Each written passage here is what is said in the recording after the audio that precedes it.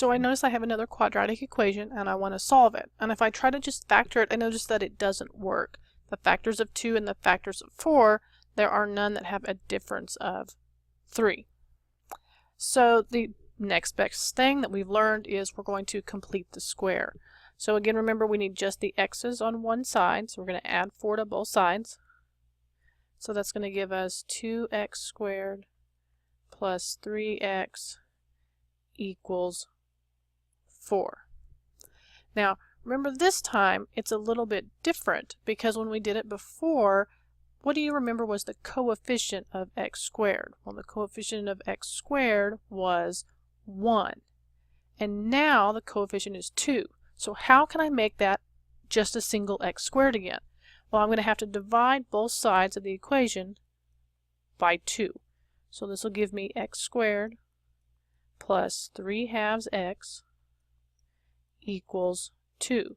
Now it looks exactly like what we did before, and we can actually complete the square.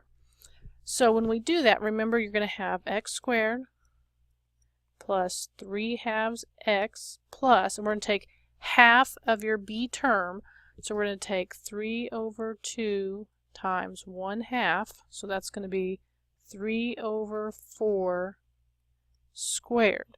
And whatever we do to one side, we're going to have to add that to the other side as well.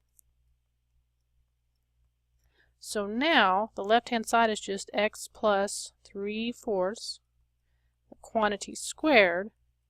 And then over here on the right, you're going to have to simplify. So now I've got 2 plus 3 squared is 9, 4 squared is 16. I need to add these, and I know that 16 is my common denominator, so 16 times 2 is 32 plus 9 over 16. And that's going to equal the same thing over here. We haven't changed anything on the left-hand side. So now when I combine all that, I get x plus 3/4 squared equals, and I'm going to add the 32 and the 9, I'm going to get 41 over 16. So now what do we do? Well, we need to get the x plus 3/4 by itself. So the opposite of squaring something is taking the square root. So we're going to take the square root of both sides. And remember on the right hand side you take the plus and the minus.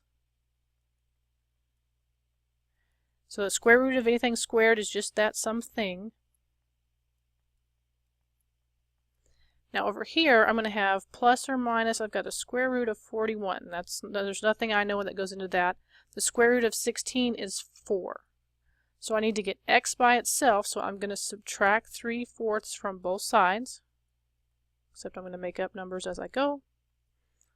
And that's going to give me x equals minus 3 plus or minus the square root of 41 over 4.